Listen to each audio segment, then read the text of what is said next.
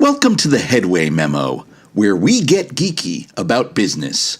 My name is Matt Cohen, and in this episode, we'll take a look at The Hitchhiker's Guide to Negotiations. If you're not already familiar with the classic series by Douglas Adams, The Hitchhiker's Guide to the Galaxy opens with a memorable scene that just happens to work as a great case study on negotiations. It touches on three key issues: pre-settlement settlements, the principal-agent problem, and the gap between positions and interests. If any of that sounds overwhelming, don't panic. There are some good jokes in this case study too. There are three parties in this negotiation: Mr. Prosser, who wants to demolish Arthur Dent's house with a bulldozer, Arthur Dent, who wants to stop that from happening, and Ford Prefect, who just wants to take his friend Arthur to the village pub. He wants to knock your house down. Yes, And he can't because you're lying in the way of his bulldozer. exactly. I think we can come to some arrangement.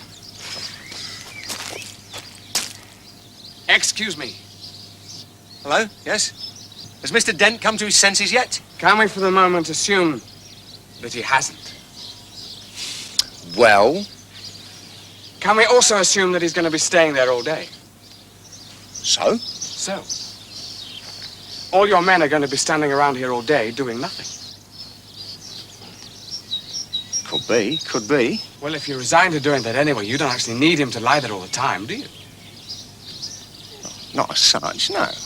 Not exactly need. Well, if you just like to take it as read that he's actually there, then he and I could slip off down the pub for half an hour. How does that sound? Sounds perfectly reasonable, I suppose. And if you'd like to pop off for a quick on yourself later on, we could always cover for you in return. Oh, thanks. Thank you very much. That's very kind. So, if you'd just like to come here and lie down. What? It's very simple. My client, Mr. Dent, says he will stop lying here in the mud on the sole condition that you take over from him. What are you talking about? Sorry? You want me to come and lie down there Yes.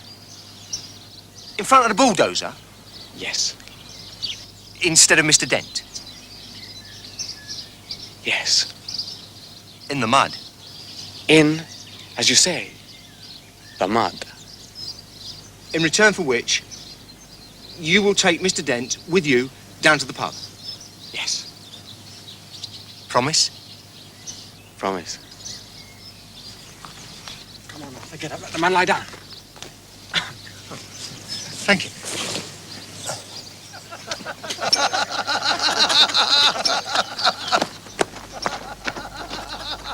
And no sneaky knocking Mr. Dent's house down while he's away. All right?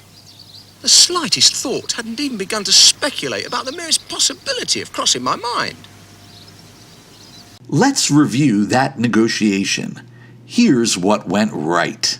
Ford was able to negotiate a pre-settlement settlement. A pre-settlement settlement temporarily removes the pressure of having to come to a final agreement. For example, when a union and a company agree to extend the strike deadline so that good faith negotiations can continue, they are entering into a pre-settlement settlement. A pre-settlement settlement often has the benefit of changing the tone of a negotiation, since everybody needs to agree that they are progressing towards a negotiated agreement, even if the pesky details still need to be worked out. Here's what went wrong in the negotiation. You probably already figured out that Prosser knocked down Arthur Dent's house a few minutes after Arthur and Ford went to the pub. Part of the problem was that a pre-settlement settlement depends on the good faith of all parties. Once the house was demolished, Prosser never needed to have any dealings with Arthur ever again, so preserving a trustworthy reputation was unimportant. There was nothing to keep Prosser in front of the bulldozer. There was also another issue at play. Arthur had a principal-agent problem, which is what happens when somebody who is supposed to be acting on your behalf in fact has a different set of interests than your own. Ford, acting as Arthur's negotiator, knew perfectly well that Prosser was going to knock down the house. He just didn't care.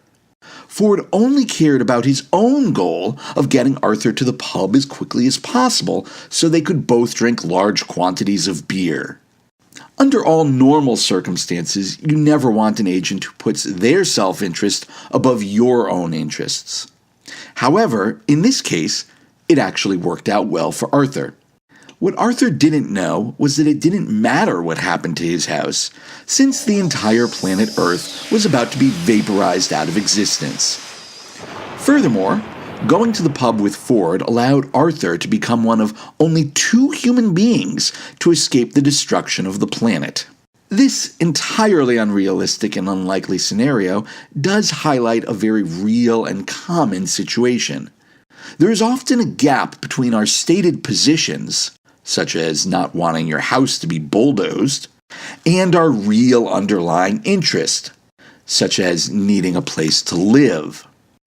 As absurd as this scenario was, Ford actually served Arthur's best interest by looking past the position he was taking in the stalled negotiation with Prosser. Ideally, an agent and a principal will work together to identify the real interests before the negotiation starts. For situations where there isn't time for strategizing, everybody should at least know where their towel is. Thanks for watching the Headway Memo. If you liked this video, share and enjoy.